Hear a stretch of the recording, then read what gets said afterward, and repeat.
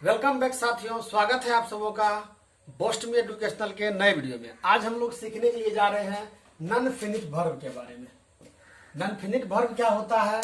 Non finite verb, वैसे अगर verb के बारे में बात किया जाए तो वर्ब के बहुत अलग अलग प्रकार होते हैं। जैसे एक्सोलरी वर्ब होते हैं, मेन वर्ब होते हैं, इसी प्रकार से non finite verb, finite verb, कई बार जिरंड वर्ब, कई बार पार्टिसिपल आदि आदि बहुत प्रकार से। हम क्या देखते हैं यहाँ पर, हम लोगों ने वर्ब के बारे में इससे पहले वाले वीडियो में पढ़ चुका है। आज हम लोग वर्ब के एक नए प्रकार के बारे में पढ़ रहे हैं जिसे हम लोग कहते हैं नॉन फिनिट वर्ब। अब यहाँ पर नॉन फिनिट वर्ब जो है, इसको जब हम लोग वर्ब को फिर एक अलग प्रकार से जब हम अध्ययन करते हैं तो वर्ब को हम लोग यहाँ पर फिर से इसको दो भागों में बांटते हैं। क्या है यहाँ पर कि वर्ब में be two types at the base of forms, यानी कि वर्ब जो हो सकते हैं वो अपने रूप के आधार पर दो प्रकार के फिर से हो सकते हैं। देखते हैं इसके दो रूप क्या क्या हो सकते हैं। इसका जो पहला रूप होता है वह होता है फिनिट वर्ब। यहाँ फिनिट जो शब्द है, इस फिनिट शब्द का मतलब होता है निश्चित। इस फिनिट शब्द का मतलब होता है निश्चित। तो सीधा बात है, वह वर्ब जो कि निश्चित वर्ब हो। यानी कहने का मतलब यह है, जैसा कि हम जानते हैं कुछ कुछ अगर वाक्यों को अगर ले लिया जाए, कुछ कुछ अगर वाक्यों को ले लिया जाए, मान लीजिए फिनिट वर्ब, इसके लिए मान लीजिए I want to go, you wanted to go, they wanted to go। इसी प्रकार से मान लीजिए राम wants to go। अब इस वाक्य में अगर देखा जाए तो हम क्या देखते हैं कि इस वाक्य में प्रथम वाक्य में हमने want को वर्ब के रूप में लिया है, दूसरे वाक्य में wanted को लिया है, तीसरे वाक्य में wanted को लिया है, यहाँ पर यह wants हो गया है। तो इस तरह से हम क्या देखते हैं कि प्रत्येक वाक्य में यहाँ पर ये जो वांट है इसका रूप बदल रहा है। इसमें V1 है, यहाँ V2 है, यहाँ पर भी V2 है, V3 है, और यहाँ पर वांट्स, यहाँ पर V5 है। इस तरह से हम कह सकते हैं कि इसका रूप अभी बारी बारी से बदल रहा है। और अगर यहाँ देखा जाए तो सब में हम एक साथ to go to go to go to go to go to go, इस तरह से हम लोग अन्य वाक्यों में भी ले सकते हैं। इस तरह से हम क्या देखते हैं कि कुछ कुछ वर्ब ऐसे आ रहे हैं जिसका कि रूप जो है वह अपने आने वाले पूर्व के जो सब्जेक्ट है, हम कह सकते हैं यहाँ पर ये सब्जेक्ट है, ये वर्ब है, ये सब्जेक्ट है, ये वर्ब है, ये सब्जेक्ट है, ये वर्ब है, और ये सब्जेक्ट है और ये वर्ब है। इस स्थिति में अगर देखा जाए तो ये सभी के सभी शब्द जो है इसे आप ऑब्जेक्ट कह सकते हैं। ठीक है, ऑब्जेक्ट कह सकते हैं, क्योंकि ऑब्जेक्ट भी जो होता है वो अपने, क्योंकि जिस रूप में ऑब्जेक्ट आता है उसके अनुसार से ऑब्जेक्ट के भी अलग अलग प्रकार आदि हो सकते हैं। तो यहाँ पर हम क्या देखते हैं कि यहाँ पर वांट, वांटेड, वांटेड, वांट्स, यहाँ जो ये जितने भी वर्ब आए हैं ये सभी के सभी वर्ब जो है वे फिनिट वर्ब हैं। यानी कहने का मतलब ये कि ये वर्ब जो है वे ये फिनिट है। यानी कहने का मतलब इसका रूप जो हो सकता है या अपने अनुसार से जिस तरह से वो बदल सकता है। और अगर देखा जाए नॉन फिनिट, नॉन फिनिट का मतलब ये, नन का मतलब नहीं, फिनिट का मतलब निश्चित। यानी कहने का मतलब ये कि उस तरह का वर्ब जिसका जो रूप जो है वह हमेशा निश्चित ही होता है। जैसे यहाँ पर देखते हैं वांट, वांटेड, ये वर्ब जो है वो बदल रहा है, और यहाँ देखिए इसमें भी टू गो, इसमें भी टू गो, इसमें भी टू गो, इसमें भी टू गो। इस तरह से अन्य भी शब्दों को लेकर के हम इसको समझ सकते हैं। इस तरह से हम कह सकते हैं क्या कि इस स्थिति में ये वांट और जितने भी ये वर्ब आए हैं ये सभी के सभी वर्ब जो है वे क्या है, फिनिट है। और इसी प्रकार से अगर इन वर्बों को to go to go to go, अगर इन वर्बों को देखा जाए तो ये सभी के सभी वर्ब जो है वो क्या है, अभी नॉन फिनिट है। अब तो मैं भी आप लोगों को एक समझाने के लिए यहाँ पर थोड़ा सा एक उदाहरण के तौर पर ले लिया। अगर बारी बारी से बात किया जाए तो अब जो नॉन फिनिट वर्ब होते हैं, इस नॉन फिनिट वर्ब के मूल रूप से तीन प्रकार होते हैं। अगर देखा जाए तो एक होता है इन्फिनिटिव, दूसरा होता है जिरंड, और तीसरा होता है पार्टिसिपल। पार्टिसिपल जो होते हैं वे तीन प्रकार के होते हैं, प्रेजेंट पार्टिसिपल, इसी प्रकार से प्रेजेंट पास्ट पार्टिसिपल, और एक होता है present past, present participle, past participle, और एक होता है कोई। इसके बाद ये जिरंड देखते हैं, फिर इसके बाद क्या देखते हैं इन्फिनिटिव। अब हम लोग बारी बारी से इनके बारे में पढ़ेंगे कि इन्फिनिटिव क्या होते हैं। इन्फिनिटिव जो होते हैं इसके कई अलग अलग प्रकार होते हैं, इसके कई अलग अलग काम आदि होते हैं। इसी प्रकार से जिरंड के भी और पार्टिसिपल के भी। बने रहिए हमारे साथ। अगर इसके बारे में देखा जाए तो थोड़ा अगर हम चर्चा करें तो हम कह सकते हैं क्या, अगर मान लीजिए अगर हमने लिखा यहाँ पर आई एम ए बॉय, अगर लिख दिया हमने यू आर ए डॉक्टर, इसी प्रकार से मान लीजिए दे आर, इस तरह से हम कह सकते हैं क्या कि यहाँ पर एम आर, इसी प्रकार से यहाँ भी आर आएगा। अगले वाक्य में अगर मान लिया जाए, किसी वाक्य में लिया जाए, मान लिया जाए आई वॉज ए टीचर, मैं एक शिक्षक था। इसी प्रकार से मान लिया यू वेयर ए टीचर, तुम शिक्षक थे। तो इन सभी स्थितियों में क्या देख सकते हैं कि एम का, इज का, यहाँ पर हम कह सकते हैं कि जानते हैं हम लोग कि बी का जो प्रेजेंट पार्टिसिपल रूप होता है वह क्या होता है, इज, एम और आर होता है। और इसी प्रकार से इसका जो पास्ट पार्टिसिपल होता है वह क्या होता है, तो वेयर होता है। तो हम कह सकते हैं, यानी कहने का मतलब ये, इस अवस्था में एम, इज, आर वगैरह ये भी जो होते हैं वे क्या होते हैं, फिनिट वर्ब होते हैं। यानी कहने का मतलब ये कि वह जिसके, यानी कहने का मतलब ये कि जिस तरह से अगर आने वाले सब्जेक्ट या फिर कर्ता अगर बदल जाएंगे तो उसके साथ ये आने वाले वर्ब के जो रूप है वे बदल जाएंगे। और अगर ये नहीं बदलेगा तो यह भी नहीं बदलेगा। लेकिन कुछ कुछ ऐसे होते हैं जो जिसको कि बदलना ही बदलना होता है, जैसे इस प्रकार से। अब हम लोग बढ़ते हैं इसके अगले वाले भाग पर। अब हम लोग क्या देखते हैं, जब हम लोग नॉन फिनिट के हम लोगों ने 3 भागों को देखा था। इसका जो पहला भाग था वह क्या था, इन्फिनिटिव। इसके दूसरे भाग को हम लोग कहते हैं जिरंड, और इसका तीसरा जो भाग होता है वो होता है पार्टिसिपल। इन्फिनिटिव, जिरंड और पार्टिसिपल। अब हमें बारी बारी से पढ़ना है कि ये इन्फिनिटिव क्या होते हैं और ये जिरंड क्या होते हैं और ये पार्टिसिपल क्या होते हैं। इसमें हम लोग सबसे पहले पढ़ रहे हैं इन्फिनिटिव के बारे में। ठीक, इन्फिनिटिव जो होते हैं ये मूल रूप से, चूंकि एक चीज का ध्यान रखना है क्या कि जब भी किसी भी वर्ब के पहले अगर हम टू लगा देते हैं, टू लगा करके टू प्लस अगर वर्ब रख दिया जाए तो हम कह सकते हैं कि यह इस स्थिति में इन्फिनिटिव बन जाता है। ठीक है, लेकिन कई बार देखा गया है क्या कि ये इन्फिनिटिव जो बनता है वह बिना टू के भी इन्फिनिटिव बन सकते हैं। अब यहाँ पर हम देखते हैं क्या कि जब ये इन्फिनिटिव बनते हैं तो ये क्या क्या हो सकते हैं। जब ये इन्फिनिटिव बनते हैं तो इसको जो हम लोग कहते हैं क्या, इसका नाम होता है सिंपल इन्फिनिटिव, या फिर कई बार इसे नाउन इक्विवेलेंट इन्फिनिटिव, या फिर जब ये कई बार जब सब्जेक्ट के रूप में आता है तब इसे सब्जेक्टिव इन्फिनिटिव, जब ये ऑब्जेक्ट के रूप में आता है तो ऑब्जेक्टिव इन्फिनिटिव, और कई बार यह पूरे के पूरे सेंटेंस या फिर किसी वाक्य के लिए आता है तो उस अवस्था में से सेंटेंस इन्फिनिटिव के रूप में भी हम लोग जानते हैं। फिर क्या देखते हैं, कई बार ये इन्फिनिटिव जो होते हैं ये क्वालिटी, गुण आदि बताने के लिए आते हैं। और गुण बताने के लिए जब आते हैं ये कभी कभार एडजेक्टिव बन करके आते हैं, कभी कभार ये वर्ब बन करके आते हैं, और कभी कभार ये एडवर्ब बन करके आते हैं। और ये कभी कभार एडवर्ब के साथ साथ कई बार जो वर्ब होते हैं उसके लिए कंप्लीमेंट बन करके भी आते हैं। देखते हैं इसके लिए क्या क्या दशाएं हो सकती है। पहले क्या देखते हैं हम लोग, सिंपल इन्फिनिटिव। जब ये सिंपल इन्फिनिटिव बनता है तो देख सकते हैं यहाँ पर आप लोग क्या कि to walk is a exercise. यहाँ पर देख सकते हैं टू वॉक। अभी यहाँ पर हम कह सकते हैं कि टू वॉक एक इज एक्सरसाइज, टहलना एक व्यायाम है। तो यहाँ पर यह सब्जेक्ट के रूप में है, तो इस अवस्था में इसे हम तब सब्जेक्टिव इन्फिनिटिव कहेंगे। दूसरे वाक्य में लीजिए, चिल्ड्रेन लाइक टू प्ले, बच्चों को खेलना बहुत पसंद है। यहाँ पर हम देख सकते हैं लाइक ये वर्ब है और इस वर्ब के लिए यह कंप्लीमेंट ग्रुप में ऑब्जेक्ट ग्रुप में आया है। ठीक इसी प्रकार से आई वांट टू लर्न, यहाँ पर देखिए टू और लर्न, और यहाँ पर देखिए एक शब्द आया है वांट, यहाँ पर ये वर्ब है। तो हम कह सकते हैं यहाँ पर यह ऑब्जेक्ट ग्रुप में आया हुआ है। It is yet to do, यह अभी तक करने के लिए शेष है। तो हम कह सकते हैं टू डू, यहाँ पर यह एडवर्ब के रूप में आया है। इसी प्रकार से लिखिए, he is about to come, वह आने ही वाला है। तो यहाँ देखिए टू कम, यहाँ क्या हो रहा है, he is about to come, यहाँ पर यह एडवर्ब के रूप में आ रहा है। यानी कहने का मतलब कि काम जो कोई हो रहा है वह किस प्रकार से किस स्थिति में हो रहा है उसके अनुसार से तो हम कह सकते हैं कि एडी एडवर्ब के रूप में है और ये वर्ब के रूप में आया है। फिर क्या देख सकते हैं, जब यह क्वालिफाइंग करने के लिए आता है, क्वालिफाइंग करने के लिए, तो इस अवस्था में क्या होता है, तब ये एडजेक्टिव वर्ब एडवर्ब आदि हो सकते हैं। देखिए, वी ईट टू लिव, हम लोग खाते हैं जीवित रहने के लिए, यहां पर यह क्या है तो एडवर्ब है। I want to help you, अब I want to help you, यहां पर जो हम आए हैं to help you, to help, यहां पर यह एडजेक्टिव के रूप में हो गया है। He is slow to do his work, यानी कि वह इतना धीरे है कि वह अपने काम को ठीक प्रकार से नहीं कर सकता।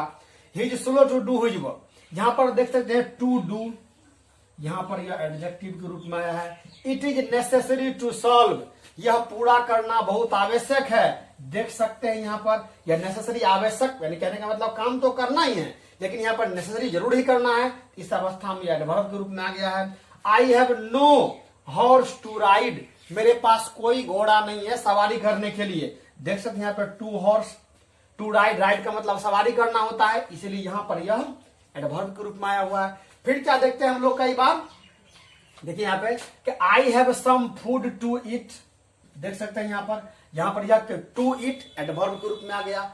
ही सेट डाउन टू ईट, क्या मतलब वह खाने के लिए बैठ गया, तो हम कह सकते हैं यहाँ पर टू ईट जो आया है यह किसी उद्देश्य को बता रहा है कि he set down, why set down, क्यों वह बैठ गई, तो टू ईट खाने के लिए। इस तरह से हम लोग अन्य प्रकार के भी शब्दों को दे करके इसमें कर सकते हैं। फिर आगे बढ़िए, they try hard to win, they try hard, उन्होंने बहुत कोशिश किया, किस चीज के लिए कोशिश किया, जीतने के लिए। तो हम कह सकते हैं यहाँ पर जीतना जो है यह शब्द एक अपने आप में एक एडजेक्टिव के रूप में आ जाएगा। यू कैन गो, आप जा सकते हैं।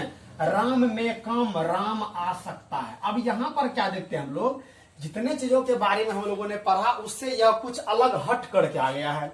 यू कैन गो और राम में कम। इस स्थिति में आपको ध्यान क्या रखना है, यदि हम लोग क्या देखते हैं कि टू के बाद अगर कोई वर्ब लगा हुआ होगा तो इस अवस्था में हम लोग इसे इन्फिनिटिव कहेंगे, इन्फिनिटिव कहेंगे। लेकिन कई बार क्या होता है, कई बार ये वर्ब जो आते हैं, जैसे यहां पर देखते हैं टू लीजिए, यहां पर गो और कम लीजिए, इस तरह से आप अन्य शब्दों के लिए भी कह सकते हैं। इसमें मूल रूप से आपको याद होगा मॉडल एक्सोलरी के बारे में।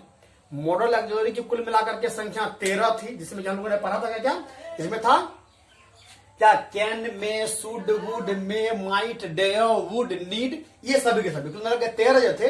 इनके बाद हमेशा ही हम लोग वर्ब के प्रथम रूप का प्रयोग करते थे, इसीलिए तो उसे हम लोगों ने मॉडल वर्ब कहा था। जैसे मान लीजिए यू कैन गो, आप जा सकते हैं, यहां पर यह कैन जो है वह क्या है, तो मॉडल वर्ब है। इसी प्रकार से राम में कम, राम आ सकता है, यहां पर में जो है वह क्या है, तो मॉडल वर्ब है। तो इस बात को आपको ध्यान रखना है क्या, कि जब कभी मॉडल वर्ब के ठीक बाद अगर ये वर्ब का अगर मूल रूप अगर प्रयोग करते हैं तो इस अवस्था में तब इसे हम लोग कहते हैं क्या, बेयर इन्फिनिटिव। यानी कहने का मतलब ये कि BARE, bare, INFINITIVE, bare infinitive. क्यों कहते हैं इसको बेयर इन्फिनिटिव, तो देख रहे हैं क्या हम लोग कि अन्य जो इन्फिनिटिव बनते हैं, तो इन्फिनिटिव बनने के लिए पहले हम लोग नियम क्या देखा कि इन्फिनिटिव जब भी बनेगा तो उससे पहले टू अवश्य ही आएगा। लेकिन यहाँ पर क्या देख रहे हैं, बिना कैन माने सकना, गो माने जाना, तो हम क्या दोनों वर्ब है यहाँ पर, जी नहीं। इस अवस्था में ये जो होगा कैन, ये मेन वर्ब के रूप में आएगा और ये कंप्लीमेंट बनकर के आएगा, और इस अवस्था में इस कंप्लीमेंट को हम लोग कहेंगे क्या, बेयर इन्फिनिटिव। तो इस प्रकार से आपको एग्जाम आदि में भी आ सकता है कि what is bare infinitive, you can solve it easily. अब हम लोग बढ़ते हैं इसके अगले वाले पड़ाव में, जिरंड वर्ब के बारे में देखते हैं, जिरंड वर्ब क्या होते हैं। नॉनफिनिट वर्ब के अगले पड़ाव में हम लोग पढ़ रहे हैं जिरंड के बारे में। जिरंड का सीधा सा एक तात्पर्य होता है क्या, कि जब भी आप किसी वर्ब को ले लें, हम जानते हैं चूंकि साधारण जितने ही प्रकार के वर्ब होते हैं उसके कम से कम 5 रूप होते हैं, उसमें से आप वर्ब का कोई भी मूल फॉर्म ले लीजिए और मूल फॉर्म में ING को जोड़ दीजिए। इस प्रकार से जो भी वर्ड बनेगा वो आपको जिरंड हो जाएगा। इसको आप जिरंड वर्ब भी कह सकते हैं, जिरंड वर्ब कह सकते हैं। इसमें क्या लिखा हुआ है, जब भी प्लस ING का प्रयोग सब्जेक्ट या ऑब्जेक्ट के रूप में, सब्जेक्ट ऑब्जेक्ट के रूप में या अन्य रूप में भी लिख सकते हैं, या अन्य रूप में हो तो इस अवस्था में सब्जेक्ट या ऑब्जेक्ट के रूप में या किसी पार्टिसिपल के रूप में हो सकता है, किसी नाउन इक्विवेलेंट आदि के रूप में हो सकता है। इन सभी स्थिति में से हम लोग जिरंड कहेंगे। देखते हैं कैसे कैसे हो सकता है ये। एज ए सब्जेक्ट, यानी कहने का मतलब ये कि जब ये जिरंड हो जाएंगे, जब नाउन प्लस VING लेंगे और जब ये सब्जेक्ट होगा। देखिए यहाँ पे सिंगिंग इज एन आर्ट, क्या मतलब, गाना एक कला है, तो हम देख सकते हैं यहाँ पर यह सब्जेक्ट के रूप में आया है। Walking is a useful, walking is useful for man, यानी कि टहलना मनुष्य के लिए अच्छा है या लाभदायक है। यहाँ देख सकते हैं वॉकिंग जो है वह सब्जेक्ट के रूप में आया है। टीचिंग इज माई हॉबी, पढ़ाना मेरा आदत है, मेरा शौक है। देख सकते हैं यहाँ पर इधर टीचिंग, ये यहाँ पर सब्जेक्ट के रूप में आया है। फिर क्या देखते हैं, एज ऑब्जेक्ट, यानी कि एक ऑब्जेक्ट के रूप में, यानी कहने का मतलब ये कि कोई वाक्य आदि पहले से लिखा दी जाएगा, उसके बारे में कुछ कहा जाएगा। देखिए दे लाइक रीडिंग, अब यहां पर देख लीजिए, यहां पर यह लाइक तो वर्ब है और यहां पर यह नाउन इक्विवेलेंट, या फिर कह सकते हैं ऑब्जेक्ट के रूप में आया है। फिर आगे बढ़िए, राम लाइक प्लेइंग, यहाँ पर लाइक वर्ब है और देखिए प्लेइंग यहाँ पर देख सकते यहाँ पर, या यहाँ पर gerund वर्ब के रूप में आया है। दे ट्राई लिसनिंग, वे लोग सुनने की कोशिश कर रहे हैं। देख सकते हैं यहाँ पर ट्राई मूल वर्ब के रूप में आया है और लिसनिंग यहाँ पर ऑब्जेक्ट के रूप में आया है। तो हम कह सकते हैं क्या, इन सभी वाक्यों में ये जो रीडिंग आया है, प्लेइंग, लिसनिंग, ये सभी ऑब्जेक्ट के रूप में आया है। फिर से क्या देखते हैं हम लोग, ये कई बार किसी अन्य कामों के लिए भी आ सकते हैं, जैसे में एज कॉम्प्लीमेंट। कॉम्प्लीमेंट का मतलब होता है पूरक, यानी कहने का मतलब पहले से कोई वाक्य आदि या फिर कोई सेंटेंस सॉरी कहा जाएगा, उसके पूरक के रूप में आ सकते हैं। जैसे में माई हॉबी इज टीचिंग, यहां देख सकते हैं यहाँ पर मेरा जो पूरक है, यानी कि मुझे क्या सबसे अधिक मात्रा में पसंद है, टीचिंग, या उसके लिए आया है। दे डिसाइड ईटिंग, उन लोगों ने निर्णय कर लिया कि अब खाना ही है। तो हम कह सकते हैं कि यह पूरे के पूरे जो वाक्य है इसका यह पूरक शब्द है। फिर क्या देखते हैं, प्रीपोजिशन के ऑब्जेक्ट के रूप में। हम जानते हैं प्रीपोजिशन क्या होते हैं, तो वे शब्द जिसके द्वारा हम लोग स्थान आदि को सूचित करने का प्रयास करते हैं, जैसे में इन, एट, ऑन, फार, नियर, इस तरह से बिटवीन, कुछ भी इस तरह का शब्द हो, इसका असंख्य प्रकार होता है, इन सभी को हम लोग प्रीपोजिशन कहते हैं। जैसे देख लीजिए यहाँ पे I am fond of swimming, यहाँ पर इसका मतलब हो गया कि मैं तैरने का शौकीन हूं। इस तरह से आप और भी शब्द बना सकते हैं, I am fond of reading, I am fond of मान लीजिए walking, I am fond of gaming, किसी प्रकार का। दे स्टॉप ट्राइंग, उन लोगों ने कोशिश करना अब छोड़ दिया। अब देख सकते हैं यहाँ पर दे स्टॉप ट्राइंग, अब यहाँ पर अगर ट्राइंग को हटा लीजिए तो दे स्टॉप रुक जाना, वाक्य का मतलब ही बदल जाता है। इस स्थिति में अगर ट्राइंग शब्द पूरा का पूरा जोड़ देते हैं तो पता आसानी से चल जाता है उन लोगों ने क्या किया। फिर आगे क्या देखते हैं कि कभी कभार इसका जो प्रयोग हो सकता है वो कुछ अन्य प्रकार से, जैसे हम जानते हैं क्या कि जब हम लोग प्रोनाउन के बारे में पढ़ते हैं, देखिए यहाँ पर क्या है, पोसेसिव एडजेक्टिव और पोसेसिव प्रोनाउन भी उसे कह सकते हैं। तो पोसेसिव एडजेक्टिव क्या होता था, हम लोग पढ़े हुए क्या कि जब हम लोग प्रोनाउन के बारे में पढ़े तो प्रोनाउन के जो मूल रूप होते हैं वो 7 होते हैं लगभग में, I, we, you, he, she, it, they, 7। इसका जब हम लोग पोसेसिव प्रोनाउन बनाते थे, याद कीजिए आई का माय बन जाता है, वी का आवर, यू का योर, इसी प्रकार से ही का हिट। इस स्थिति में जब हम लोग माय, आवर, इन सबों का प्रयोग जब करते हैं हम लोग इस स्थिति में, तब ये कहलाता है क्या तब इस स्थिति में इसको लोग पोसेसिव एडजेक्टिव कहते हैं। देखिए यहाँ पे कि my hand writing is not good, मेरी लिखावट अच्छी नहीं है। यहां पर देखिए राइटिंग शब्द पे ध्यान दीजिए, ये तो मालूम पड़ रहा है क्या कि भी प्लस ING बन करके यह जिरंड का काम कर रहा है, लेकिन क्या यहाँ पर यह जिरंड के रूप में है। My hand writing is not good, मेरी लिखावट अच्छी नहीं है, यहाँ पर यह वर्ब के रूप में है, तो हम कह सकते हैं जिरंड के रूप में आएगा। Ram's dancing is good, Ram का जो नृत्य है ना वो बहुत अच्छा है, तो हम कह सकते हैं यहाँ पर यह राम्स डांसिंग, राम का नृत्य, नाउन के रूप में आ गया। फिर क्या है, देयर टाइमिंग आर इम्प्रेसिव, उन लोगों का जो समय है ना, यहाँ पे इम्प्रेसिव लिखा हुआ है, अगर आप लोग नहीं देख पाते हैं तो देयर टाइमिंग आर इम्प्रेसिव। यहाँ पर टाइमिंग शब्द देखिए, यहाँ पे टाइम का मतलब समय होता है, उससे हम लोगों ने क्या किया है, वर्ब के रूप में इसको नाउन बना दिया है। देयर टाइमिंग, उन लोगों का समय जो है बहुत ही अच्छा है। इस तरह से हम लोग क्या देखते हैं कि भिन्न भिन्न स्थितियों में भी प्लस ING का जो मतलब होता है वह बदल जाता है। कई बार यह सब्जेक्ट के रूप में, कई बार ऑब्जेक्ट के रूप में, कई बार कॉम्प्लीमेंट के रूप में, और कई बार क्या देखते हैं यह नाउन इक्विवेलेंट के रूप में। तो हम देख सकते हैं। इसके बाद हम लोग अगला भाग में बढ़ते हैं क्या कि पार्टिसिपल क्या होते हैं। नॉन-फिनिट के तीसरे भाग में हम लोग पार्टिसिपल के बारे में पढ़ रहे हैं। हम लोगों ने पार्टिसिपल क्या देखते हैं, पार्टिसिपल मूल रूप से 3 प्रकार के होते हैं। अब किसी भी वाक्य में इस पार्टिसिपल को देख करके ही उस वाक्य को हम लोग पहचान सकते हैं। पार्टिसिपल की यह सबसे बड़ी खासियत होती है। अब हम लोग देखते हैं क्या पार्टिसिपल जो होते हैं ये प्रेजेंट पार्टिसिपल, तो प्रेजेंट पार्टिसिपल जो होता है यह अपने साथ साथ भी प्लस ING लेकर के आता है।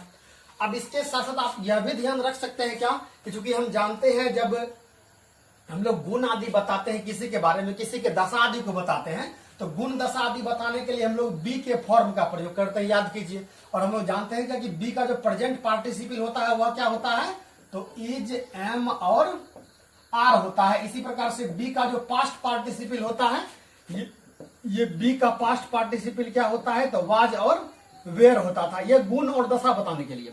फिर इसमें क्या कहते थे, जब स्वामित्व बताते थे तो इसमें क्या आ जाता था, हैज और हैव, और इसमें आ जाता था हैज। याद कीजिए इस बात को।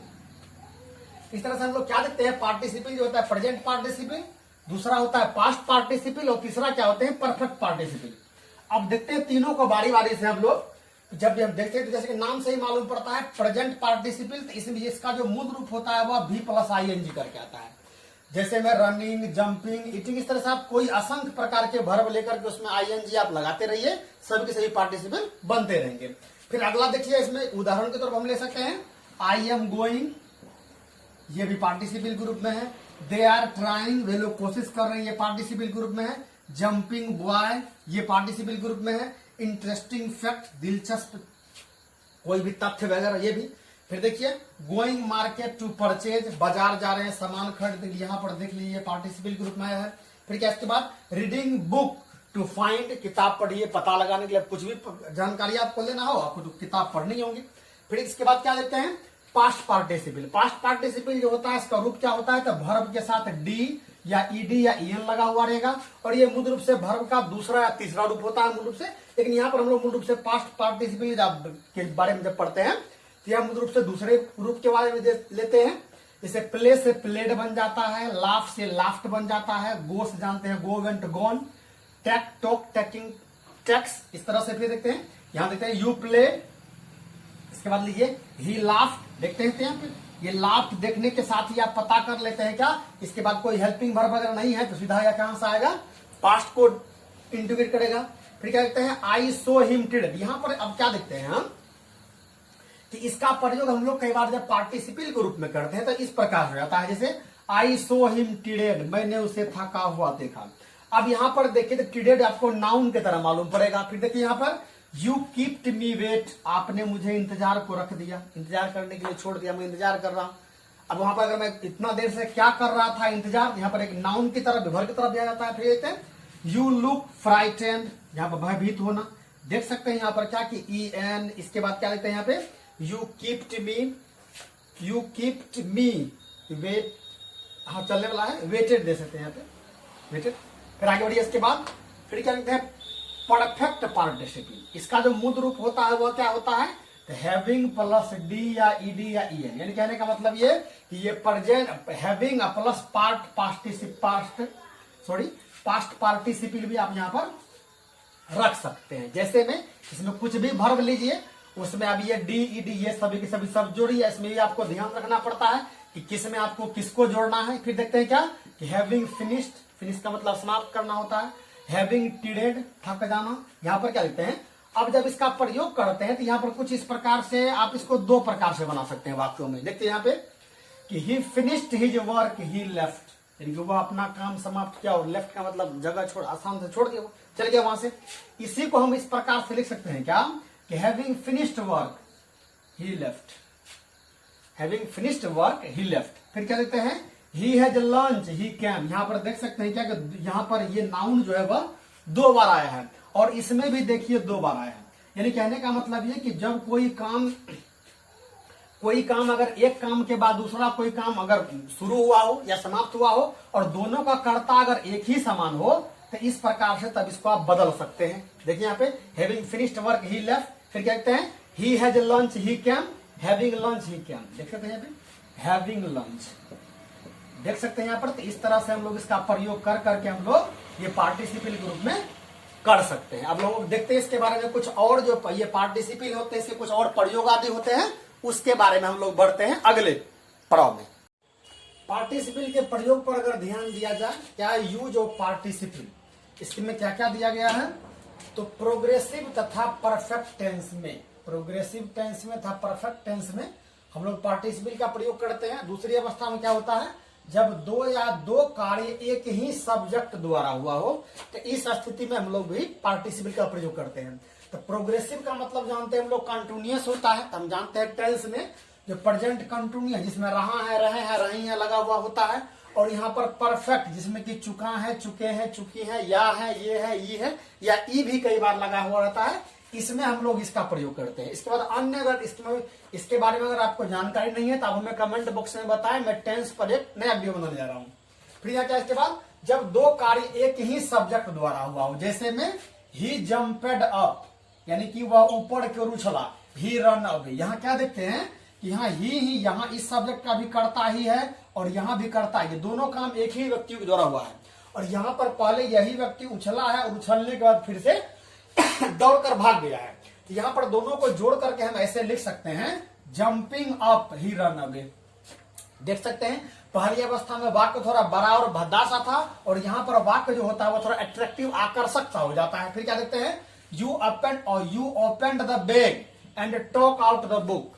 यू ओपेंड द बैग, तुमने बैग को खोला, थैले खोला, and talk out the book, और किताब निकाला। इसको हम क्या लिख सकते हैं, opening the bag he talk out book. किताब यानी कि बैग को खोलते ही उसने किताब को निकाल लिया। फिर आगे बढ़ते हैं, the boys listen the bell and come. बच्चों ने घंटियां सुनी और आ गए। इसको ऐसे हम लिख सकते हैं, the boys listen the bell, यहाँ पर द बॉयज क्या, listen the bell boys come. यहाँ पर देख सकते हैं ये सेंटेंस जो था बड़ा सा था, यहाँ पर the boys listen the bell, यहाँ पर बॉयज फिर से होगा, listen the bell and boys come, या एंड भी कम हो सकता है इस तरह से। फिर आगे बढ़िए, I saw him he was crossing the road. मैंने उसे देखा कि वह सड़क पार कर रही थी। इसे हम ऐसे लिख सकते हैं, crossing the road I saw him, या आई saw him crossing the road. इन दोनों स्थितियों में देखा जाए तो वाक्य जो होता है वह छोटा हो जाता है और थोड़ा अट्रैक्टिव सा, आकर्षक बन जाता है।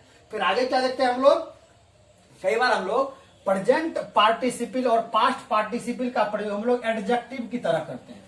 जब एडजेक्टिव का बोध करवाना होता है तो उस स्थिति में हम लोग उसका प्रयोग करते हैं। जैसे में this is a boiled egg, देख सकते हैं यहाँ पर बॉइल्ड जो है, बॉइल्ड का मतलब उबालना होता है, बॉयलर भीतरी बन गया। यहाँ पर एग हम कह सकते हैं यह उबला हुआ अंडा या अंडा की विशेषता बन गया। फिर क्या देखते हैं, सी इज ए डांसिंग गर्ल, यह एक नाचती हुई लड़की है। लड़की तो पहले थी लेकिन डांसिंग लगा देने से हम क्या कहते हैं, प्रेजेंट पार्टिसिपल हमने इसमें जोड़ दिया। फिर आगे बढ़िए, यू आर ए बोरेड पीपुल, यानी कि आप जो है ना पूरे थके से आदमी हैं, आप यानी कि किसी भी काम को आप निरस ढंग से करते हैं। इस देख सकते हैं इस अवस्था में अगर आपने बोरेड लगा दिया, पीपुल लगा दिया, तो यह भी एक एडजेक्टिव का काम कर रहा है। यू राइट एन क्लियरली, आप साफ सुथरा लिखते हैं।